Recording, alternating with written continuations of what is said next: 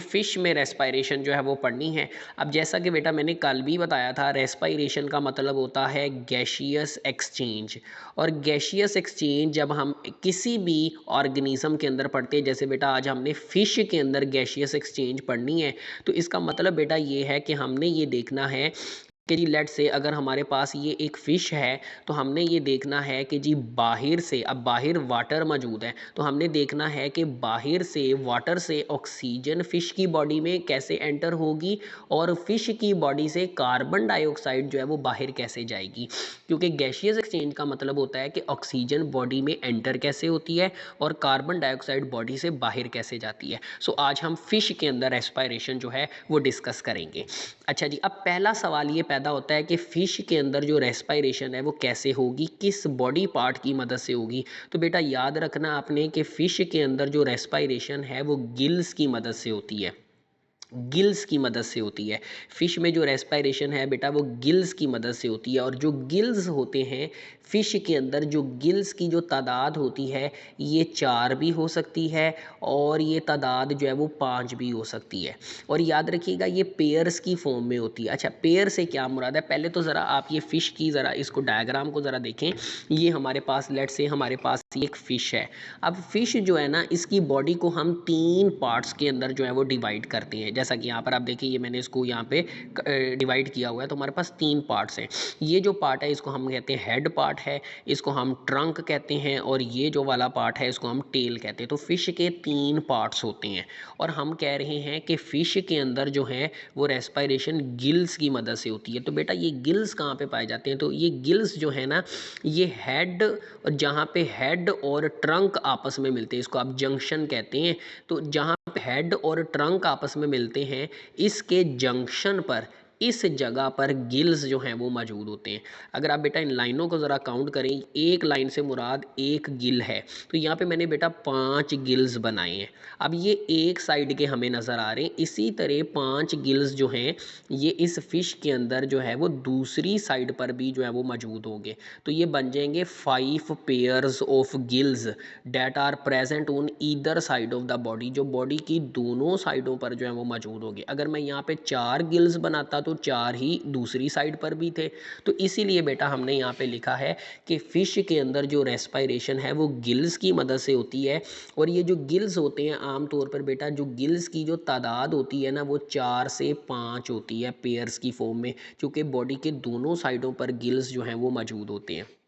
अच्छा, अब एक और चीज़ बेटा आपने याद रखनी है, जो हमारे पास जो फ़िशेज़ हैं ना वो 2 टाइप्स की होती हैं नॉर्मली। वैसे तो काफ़ी सारी टाइप्स हैं, लेकिन जो मेजर टाइप्स हैं वो हमारे पास 2 होती हैं। एक होती हैं हमारे पास कार्टिलेजिनस फ़िशेज़। तो भी जैसा गिल्स का जो पेयर है वो फिश के जो साइज के ऊपर डिपेंड करता है कि अगर बड़ी फिश है तो उसके अंदर बिल्कुल ज्यादा जी, गिल्स होंगे। बिल्कुल, बिल्कुल डिपेंड करता है, बिल्कुल डिपेंड करता है, बिल्कुल डिपेंड करता है। यहाँ पे हम जो है ना ओवरऑल तमाम फ़िशेज़ को जो है वो एक लेकर चल रहे हैं, एक रेफ़रेंस के तौर पे। तो रेफ़रेंस के तौर पे जो होता है ना, आम तौर पे गिल्स जो हैं वो 4 से 5 ही होते हैं। और फिर जब आप बात करते हैं ना बड़ी फ़िशेज़ की, लार्ज फ़िशेज़ की, तो उनमें जो है ना बेटा गिल्स तो नहीं होते, उनमें जो है ना लंग्स डेवलप हैं।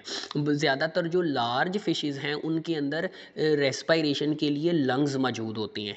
लेकिन जो हम नॉर्मल लेवल में जो फ़िशेज़ जिनको हम डिस्कस कर रहे हैं, जो बुक में दिया गया उसमें गिल्स को ही प्रेफर किया गया है। हाँ, अगर आप ओवरऑल कंपैरिजन करें तो मोस्ट जो फ़िशेज़ होती हैं उनमें गिल्स के ज़रिए ही रेस्पायरेशन होती है। और जो आपका सवाल है वो बिल्कुल ठीक है, डिपेंडिंग अपॉन द साइज़ जो है गिल्स की तादाद भी वेरी करेगी और गिल का अपना साइज़ भी जो है वो वेरी करेगा। अच्छा, तो बेटा हम आते हैं, हम बात कर रहे थे फ़िशेज़ हमारे पास नॉर्मली 2 टाइप की होती हैं। कार्टिलेजिनस फ़िशेज़ होती हैं, इनका जो स्केलेटन होता है वो कार्टिलेज का बना होता है। और दूसरी हमारे पास बोनी फ़िशेज़ होती हैं, इनका जो स्केलेटन होता है वो बोन्स का बना होता है, इसलिए इनको हम बोनी फ़िशेज़ कहते हैं। अच्छा, अब ये जो गिल्स हैं, आप देखें यहाँ पर जो कार्टिलेजिनस फ़िशेज़ होती हैं इनमें जो गिल्स होते हैं, ये आप देख सकते हैं, ये बॉडी के ऊपर ये आपको लाइनें सी नज़र आ रही हैं। असल में छोटी ये ना, ये यहाँ पे कट लगे होते हैं। कार्टिलेजिनस फिश की स्किन के ऊपर अगर आप उसको बाहर से देखें ना, तो फिश के ऊपर ना इस जगह पर कट लगे होते हैं, कट लगे होते हैं, 5-6 कट लगे होते हैं। ये जो कट्स हैं ना, इनको हम कहते हैं गिल स्लिट्स, गिल स्लिट्स। इन कट्स को अगर हम थोड़ा सा साइड पे करके देखें ना, तो इनके अंदर वाली साइड पर यहाँ पर बेटा गिल्स मौजूद होते हैं। तो हम ये कह सकते हैं कि जो कार्टिलेजिनस फिशेज होती हैं, इनमें जो गिल्स होते हैं वो गिल स्लिट के ज़रिए बाहर के इन्वायरमेंट के साथ जो है वो कांटेक्ट में होते हैं।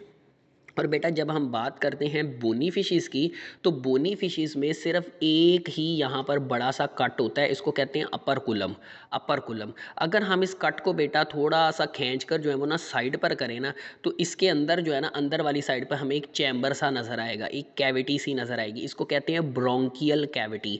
अब इस कैविटी के अंदर क्या मौजूद होंगे, इसके अंदर बेटा ये गिल्स मौजूद होंगे जो हमने यहाँ पर जो है वो बनाए हैं। तो अब मैं थोड़ा सा रिवाइज़ करता चलूँ, हम ये पढ़ रहे हैं कि फ़िश के अंदर रेस्पायरेशन कैसे होती है। तो बेटा फ़िश में रेस्पायरेशन गिल्स की मदद से होती है, और गिल्स की तादाद जो है वो आमतौर पर 4 या 5 देखी गई है, जो बॉडी के दोनों साइडों पर मौजूद होती है, इसलिए पेयर का वर्ड यूज़ किया है। कार्टिलेजिनस फ़िश की बात करते हैं, तो कार्टिलेजिनस फ़िश के अंदर जो गिल्स होते हैं वो गिल स्लिट्स के ज़रिए बाहर के इन्वायरमेंट से कॉन्टैक्ट में होते हैं, और बोनी फिशीज़ के अंदर ये जो गिल्स होते हैं ये अपर कुलम के ज़रिए बाहर के एनवायरनमेंट से कांटेक्ट में होते हैं। अपर कुलम को अगर हम साइड पे करते हैं, तो इसके अंदर हमें, जब हम अपर कुलम को खींच कर साइड पे करते हैं, तो अंदर वाली साइड पर हमें एक कैविटी नज़र आती है, ब्रोंकियल कैविटी। उसके अंदर गिल्स जो हैं वो बेटा मौजूद होते हैं। तो गिल्स की मदद से रेस्पायरेशन जो है वो होनी। यहाँ पर आप देखिए बेटा, मैंने यहाँ पर दोबारा से फ़िश जो है वो बनाई है। इस फ़िश में यहाँ पर आप देखिए गिल्स जो है, मैंने अब यहाँ पर आप देखिए मैंने 4 गिल्स बनाए हैं। और अगर आप एक गिल का यहाँ से बाहर निकाल लें, तो ये देखें बेटा, यहाँ पे मैंने एक गिल का स्ट्रक्चर जो है बड़ा सादा सा, मैंने सिंपल सा स्ट्रक्चर जो है वो बनाया है। तो इसमें आप देखिए एक गिल जो है ना, it is like a comb, जैसे कंघी होती है ना, कंघी, बिल्कुल वैसा ही स्ट्रक्चर होता है इसका। इसमें ये एक मेन हैंडल होता है, इसको कहते हैं गिल रैकर। और इस गिल रैकर के साथ जो हैं बहुत सारे जो हैं आगे फिलामेंट्स अटैच होते हैं, इनको कहते हैं गिल फिलामेंट्स। ये आप देखें यहाँ पर, ये आपको नज़र आ रहा है, ये आपके पास जो है ये गिल रैकर है, ये गिल रैकर है, और ये गिल फिलामेंट्स है जिनको हमने यहाँ पर बड़ा करके जो है वो बनाया है। अच्छा, अब यहाँ से अगर हम एक गिल फिलामेंट जो है ना, अगर हम यहाँ से 2 हिस्से ले लें, लेट्स से मैं इतना हिस्सा जो है इसको कट करके इसको हम मैग्नीफाई करते हैं, तो यहाँ पर आप देखें, यहाँ पर आपको क्योंकि 2 फिलामेंट्स हमने कट किए, तो आप देखें यहाँ पर आपको 2 फिलामेंट्स नज़र आ रहे हैं। अच्छा, अब देखें ज़रा ये नीचे वाला फिलामेंट देखें, हर फिलामेंट के ऊपर ना मज़ीद आगे छोटे छोटे जो है वो फिलामेंट्स होते हैं, इनको हम कहते हैं गिल लैमिला, गिल लैमिला। तो हम ये कह सकते हैं बेटा कि एक जो गिल होता है, एक गिल जो है उसके ऊपर गिल फिलामेंट्स होते हैं, और गिल फिलामेंट जो होता है उसके ऊपर छोटे छोटे गिल लैमिला होते हैं। और ये जो गिल लैमिला होते हैं ना बेटा, इनके गिर्द जो है वो ब्लड कैपिलरीज का जो है वो पूरा नेटवर्क जो है वो मौजूद होता है। यहाँ पे देखिए मैंने लिखा हुआ है ब्लड वेसल, तो ये पूरा नेटवर्क होता है ब्लड कैपिलरीज का। तो इसका मतलब है कि अगर मैं यही जो ब्लड वेसल जो मैंने यहाँ पे बनाई, अगर मैं यहाँ पे बनाता हूँ, तो ये इस तरीके से यहाँ पर जो है वो मौजूद होंगी, जिनको हम मैग्नीफाई करके यहाँ पर देख रहे हैं। और ये जो मैंने यहाँ पे जो पिक्चर बनाई है, यहाँ पे जो पिक्चर बेटा मैंने बनाई है, इसको अगर हम यहाँ पे ड्रा करें, तो ये इस तरीके से यहाँ पर कैपिलरीज जो हैं वो मौजूद हैं, ये कैपिलरीज मौजूद हैं। अच्छा बेटा, यहाँ पर आप देखें मैंने ना हार्ट बनाया हुआ है, हार्ट से ये एक बड़ी सी ब्लड वेसल आ रही है। ये बड़ी सी ब्लड वेसल जो है ना, ये आगे गिल्स में एंटर होती है, और जब ये बड़ी सी ब्लड वेसल जो गिल्स में एंटर होती है, तो यही ब्लड वेसल जो है ये डिवाइड होती है, और ये छोटी छोटी ये जितनी भी ब्लड वेसल्स हमने यहाँ पे बनाई हैं, इन ब्लड वेसल्स में तकसीम होती है। और ये फिर ब्लड वेसल जो है ये गिल्स से ऑक्सीजन लेकर ये दोबारा बॉडी की तरफ जो है इस तरीके से यहाँ पर ये गिल्स से, यहाँ पर आप देखें हार्ट से एक बड़ी सी ब्लड वेसल आ रही है। ये ब्लड वेसल जो है ये क्या कर रही है, ये ब्लड वेसल यहाँ पर आके डिवाइड होकर कैपिलरीज बनाएगी, और ये फिर दोबारा कैपिलरीज ज्वाइन होकर वेन की शक्ल में जो है ये आर्टरी की शक्ल में, सॉरी आर्टरी की शक्ल में जो है ये बॉडी की तरफ जो है वो चले जाएंगे, बॉडी की तरफ चले जाएंगे। अच्छा, यहाँ पर आप देखें ये मैंने ना फ़िश का सर्कुलेशन सिस्टम बनाया है। ये देखें, ये लेट्स से ये हमारे पास बॉडी है, वैसे तो ये सारी बॉडी है, लेकिन हम फ़र्ज़ कर लेते हैं कि ये हमारे पास बॉडी है। अब होता ये है कि बॉडी से जो ब्लड आता है ना, बॉडी को तो ऑक्सीजन दे दी जाती है, तो बॉडी से जो ब्लड आता है ना बेटा, वो होता है डीऑक्सीजनेटेड ब्लड, डीऑक्सीजनेटेड ब्लड। ऐसा ब्लड इसमें ऑक्सीजन नहीं है, क्योंकि ऑक्सीजन तो बॉडी को दे दी है। अब बॉडी से सारा डीऑक्सीजनेटेड ब्लड जो है वो इकट्ठा होकर वो आता है हार्ट में। अच्छा, ये जो साइड है ना हार्ट की, इसको कहते हैं पोस्टीरियर साइड। तो डीऑक्सीजनेटेड ब्लड जो होता है ना वो हार्ट में पोस्टीरियर साइड से जो है वो एंटर होता है। और ये जो है ना बेटा, ये है एंटीरियर साइड, हार्ट की वो साइड जो गिल की तरफ होती है उसको एंटीरियर साइड कहते हैं। तो क्या होता है, पूरी बॉडी से फिश की बॉडी से सारा डीऑक्सीजनेटेड ब्लड इकट्ठा करके उसको पोस्टीरियर साइड से हार्ट में जो है वो बेटा एंटर किया जाता है। अब हार्ट से ये जो डीऑक्सीजनेटेड ब्लड होता है ना ये आगे चला जाता है बेटा गिल्स में। अब गिल्स के अंदर वो जो ब्लड वेसल ब्लड है जिसमें डीऑक्सीजनेटेड ब्लड है वो यहाँ पर मौजूद है। अब बेटा होता क्या है कि बाहर से जो है ना माउथ वाली साइड से जो वाटर है वो क्या होता है, वो फिश की बॉडी में मसलसल जो है वो एंटर होता है। तो यहाँ से ये वाटर एंटर होगा, ये वाटर यहाँ से गिल्स में से ये वाटर गुजरेगा।